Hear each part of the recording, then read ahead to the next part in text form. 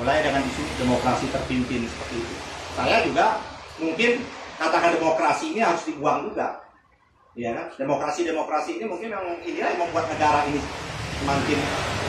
semakin rusak dengan istilah demokrasi ini seperti ini. Demokrasi ini suguhan yang lama sebenarnya, bukan hal yang baru.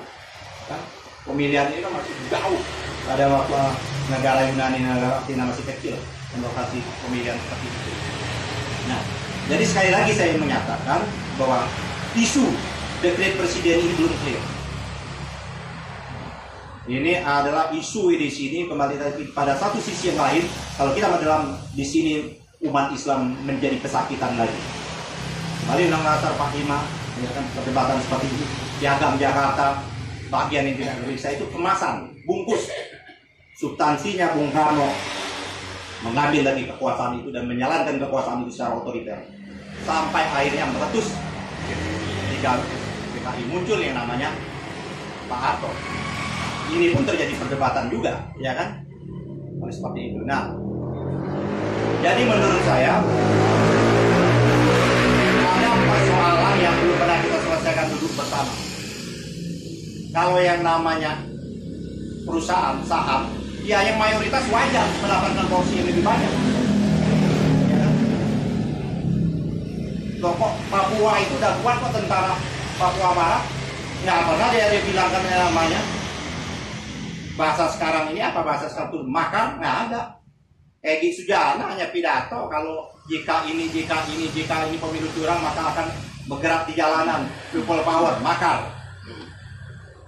Kosakata makar seperti itu nggak pernah. Jadi memang kosakata makar, subversif dari zaman dahulu Orde Baru, kosakata makar, intoleran memang untuk diperdikatkan pada kalangan Islam. Memang kosakata disiapkan untuk memframing kalangan Islam seperti itu. Nah, kembali lagi kepada kita sekarang ini, menurut saya setuju saja.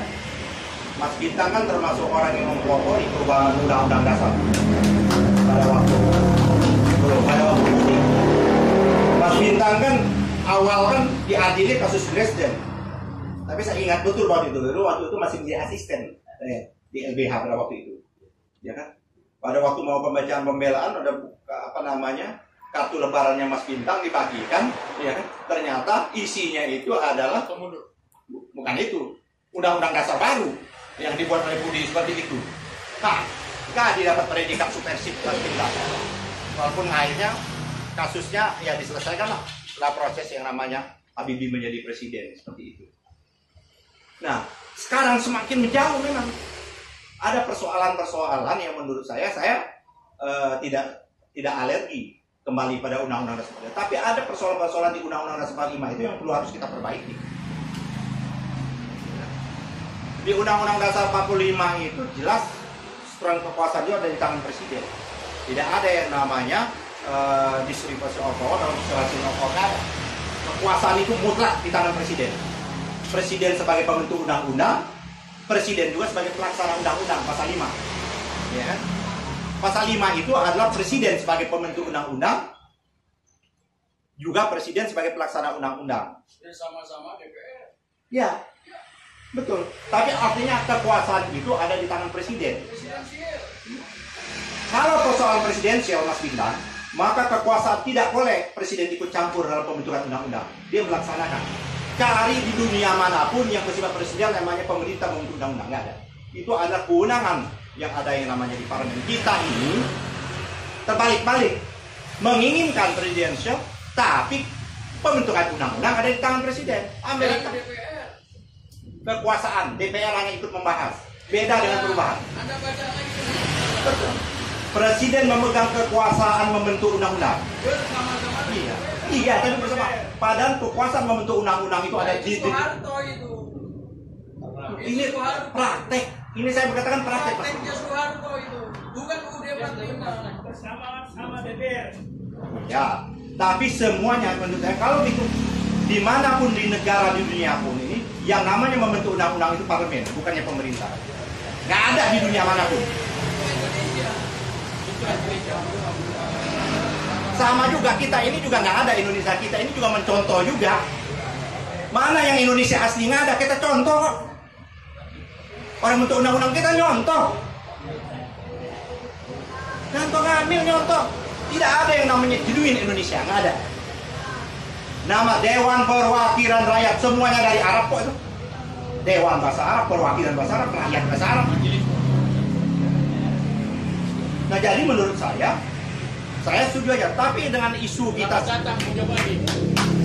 sama-sama naik ojek.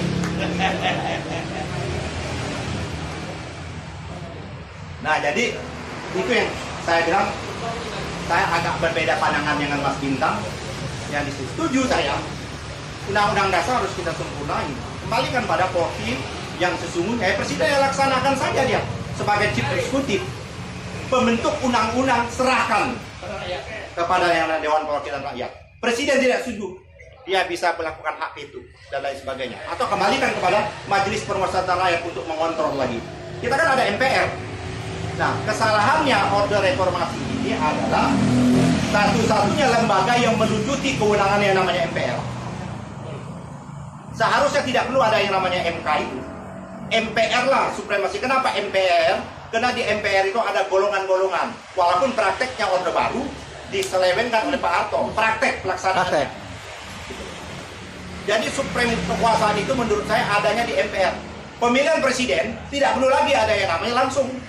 Kembalikan pada MPR. Dulu Mas Bintang juga nolak dulu kemudian pemilihan MPR. Ya. Draftnya.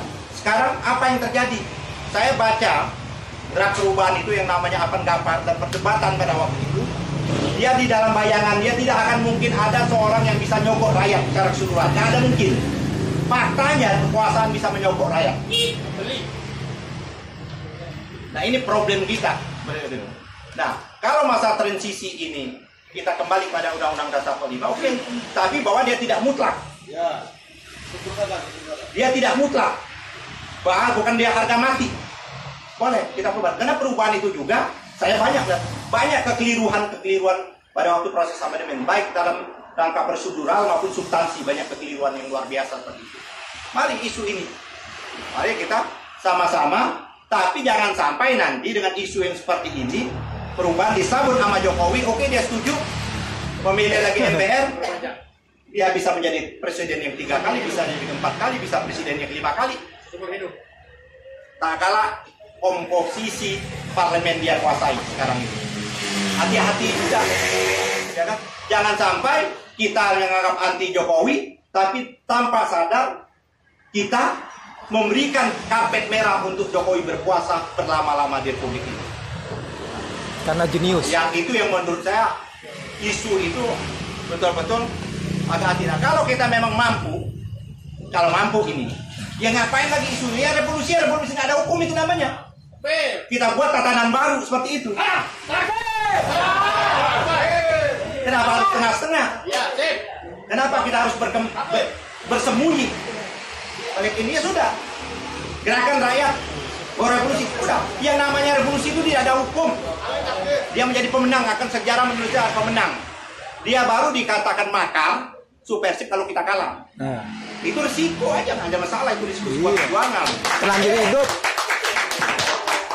Jadi saya ingin mengakhiri lagi. Pertama saya ingin menyatakan sekarang ini selalu yang disalahkan adalah golongan Islam.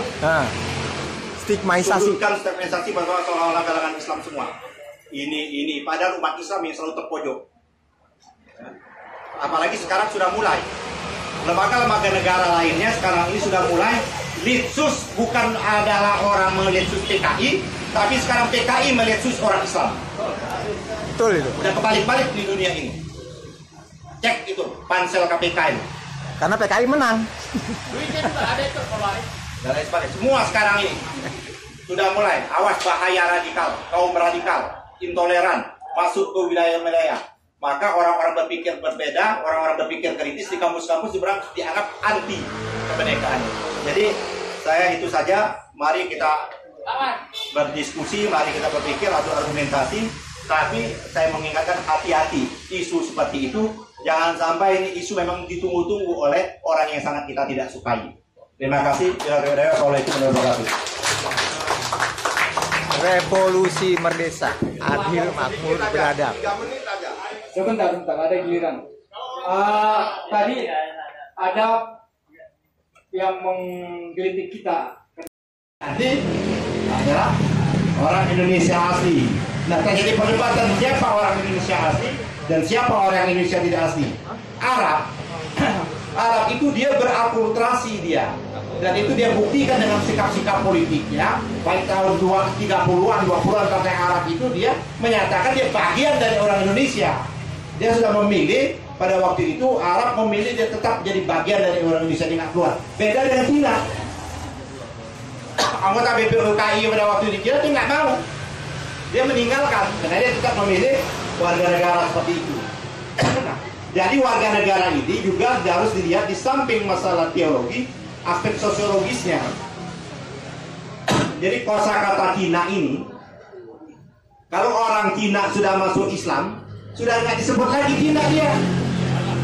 Mu'alaf, Yusuf Hamka, udah nggak sebut-sebut lagi. Jadi Kobuser. Antoni Sapei nggak disebut-sebut lagi. Itu yang saya sebutkan tadi, dia ada yang namanya persenyawaan di mana-mana seperti itu, ada akulturasi, nilai-nilai sosiologis dengan nilai bersifat teologis seperti itu. Nah, itu di satu sisi. Nah, kalau kita lihat kasus yang sekarang ini, tadi sudah diangkat oleh Kang Ibet, memang ini menjadi persoalan kita tak kalah kita melakukan pemilihan umum ini adalah mengangkangi sikap dasar bangsa kita. Asas bangsa kita ini gak mensat, asasnya guyup. Orang bangsa Indonesia ini asasnya kekeluargaan guyup, bukan asas individualis, bermusyawarah mufakat dan lain sebagainya seperti itu. Dan itu dimanifestasikan dalam bentuk aspek sosiologisnya. Contoh, orang mau kawin, itu orang kampung berbondong-bondong untuk membantu. Nah, karena kehidupan ini telah menjadi pragmatis sedemikian rupa, bantuan tenaga sudah nggak ada, dikecilkan bantuan tenaga itu dengan bantuan pemberian. Ada ngasih beras, ada ngasih kambing, ada ngasih. Perkembangan lagi terkadang berubah ya menjadi rupa kado. Kado, gelas, piring dan sebagainya. Berubah lagi, sempit lagi menjadi uang. Nah, dalam konteks negara individualisme, kapitalisme itu disebut dengan gratifikasi. Itulah keluarlah undang-undang gratifikasi. Itu nggak cocok dengan kultur bangsa kita ini. Bangsa kita ini ada tolong-menolong kayak gitu loh. Orang kaya menolong orang miskin atau orang miskin menolong orang kaya, itu sifat dasar dari bangsa kita seperti itu. Nah, cara memilih pemimpin juga seperti itu. Kita bermusyawarah, itulah disebut dengan musyawarah itu. Di mana tempatnya? Di majelis permusyawaratan. Beda. Term yang digunakan itu majelis permusyawaratan, Dewan Perwakilan. Nah, ini memang tempat yang paling tinggi ini. Ini tempatnya bangsa-bangsa, orang berpikir tentang bangsa dan negara seperti itu. Nah, reformasi ini membunuh kultur bangsa ini, sifat sifat guyup kita ini dibunuh sebagian rupa. Nah, artinya di situ ada persoalan, walaupun juga ada persoalan. Tak kala kita ingin kembali lagi ke Undang-Undang 45, ada problem tadi sebagaimana yang dikemukakan itu. Kenapa? Karena Undang-Undang Dasar 45 ini juga ada problem juga di situ. Dia nggak ideal. Jadi kalau Mas Bintang tadi, saya nggak enak juga apologi. Yang menggagas perubahan-perubahan Undang-Undang Dasar sebelumnya itu, kenapa kita melihat bahwa Undang-Undang Dasar 45 ini itu yang disebut dengan diktator constitutionship. Dia diktator tapi melalui konstitusi, melalui regulasi yang namanya pemilu 5 tahun, 55 tahun. Jadi pemilu itu juga bukan hanya jalur atau jalan untuk demokrasi, tapi pemilu itu juga bisa menjadi jalan untuk otoriter. Hitler itu juga dipilih melalui pemilu. Pak Harto dipilih pemilu juga melalui pemilu seperti itu. Jadi tidak otomatis kalau melalui pemilu itu jalan demokrasi yang terbentang, nggak otomatis seperti itu. Apalagi dengan sekarang ini demokrasi kita ada demokrasi uang sebagai rupa di luar lagi seperti itu. Nah, asas pemilu yang diperjuangkan terutama partai saya dulu, ya kan? P3 itu bertahun-tahun setiap pemilu itu memperjuangkan asas jurdil. Inilah meta yurisnya kalau saya mengatakan pemilu itu meta yurisnya jujur dan adil. Jujur dan adil ini tidak bisa dikonfirmasi dengan angka-angka atau ditransfer dengan angka-angka, nggak bisa. Jadi jujur dan adil itu nggak bisa dia. Karena dia jujur dan adil satu saja, nilai jujur dan adil itu satu kombinasi, maka pemilu itu cacat. Karena dia menjadi dasar filosofi pelaksanaan jujur dan adil. Jujur dan adil itu tidak ada bukan di undang-undang pemilu, dia ada di undang-undang dasar. Jadi meta yurisnya itu jujur dan adil. Nah, MK, kalau tadi sudah katakan, MK itu dibentuk adalah dalam rangka untuk menjaga konstitusi, the guardian of konstitusi, dalam rangka untuk menjaga demokrasi. Nah, kalau kita lihat MK sekarang, mendingan bubarkan MK. Tidak ada guna lagi. Sengketa balikin aja ke MA seperti itu. Dia boleh menerobos hal-hal yang ada yang mengganggu konstitusi. Apa yang diganggu di konstitusi? Jujur dan adil itu. Seharusnya MK kemarin keluar dia dari angka-angka itu, dia masuk ke meta yuris karena dia penjaga konstitusi. Dia jaga apakah pemilu ini jujur dan adil terlaksana atau tidak. Tolak ukurnya itu nggak bisa dikonversi dengan angka-angka, ya kan lucu. Nah, jadi MK ini sendiri sama juga kayak MPR. Pada waktu dia dilucuti. Nah sekarang MK juga melucuti kewenangan yang diberikan pada dia. Jadi buat apa ada MK lagi seperti itu? Buat apa ada MKR itu bisa? Membuang-buang uang saja, ya kan? Hakimnya seperti itu. Ya nggak mungkin mengukur kejujuran dan keadilan itu yang bersifat kualitatif dekatkan yang bersifat kuantitatif, ya nggak mungkin seperti itu. Apalagi dengan sistem persidangannya lebih buruk daripada sidang Jessica. Jessica itu sidangnya untuk membuktikan racun atau tidak racunnya itu dibuka adu. Nah, Koto sudah menyatukan pendekatan. Cuman sayang, memang MK tidak ingin menjadi legasi yang lebih bagus. Tidak mau dia keluar. Seharusnya kemarin MK itu memerintahkan kepada KPU ini sudah ada dari pihak pemohon melakukan pendekatan baru, yaitu menghitung angka kuantitatif dengan pendekatan sains dan teknologi, ya kan, malah audit forensik IT. KPU silakan Anda bantai, bukan dia bantah dengan bagaimana sistem pembuktian yang dihadirkan oleh Prof. Edi itu, ini nggak nyambung. Karena orang ini ahli fisika, ahli matematik, nggak bisa didekati dengan ahli namanya ahli pembuktian. Nggak nyambung sama sekali. Nah ini persoalan kita seperti itu. Jadi betul saya setuju sama Rocky, sesungguhnya dalil-dalil apa yang dikemukakan oleh pemohon Bambang CS itu melalui Koto itu terkonformasi dan tidak diterbantahkan kayak gitu. Apalagi yang disebutkan dengan bahwa curang itu, dan curang itu sudah dijadikan menjadi ikon ketempuran. Itu yang dikemukakan oleh Mardoko, bahwa perang total itu dimensiasikan boleh berlaku curang, boleh berlaku apa saja. Memang ada adigium. Kalau kita mau ikut pemilu sana, buktikan malinglah suara sebanyak-banyaknya sehingga orang lain tidak dapat membuktikan kita maling, seperti itu. Nah ini sama juga dengan kalau mau korupsilah sebesar-besarnya, sebanyak-banyaknya. Setelah itu kita menjadi raja. Nah, jangan maling kayam masih mati dibunuh oleh rakyat seperti itu. Nah, jadi nggak mungkin ini. Jadi sudahlah, ini persoalan ini menurut saya sudah selesai. Babak 1, babak 2 sudah selesai. Dan sekarang ini persoalan ada memang di legitimasi masyarakat dan rakyat. Sekarang terbukti kok. Saya betul Azhari Usman mengatakan loh, kalau memang dia menang, ngapain mau sibuk-sibuk rekonsiliasi? Udah. Nah sayangnya, memang saya tidak ingin mengatakan ayam sayur atau tadi apa? Pengkhianat. Sayangnya seharusnya tidak mengambil instrumen MK itu.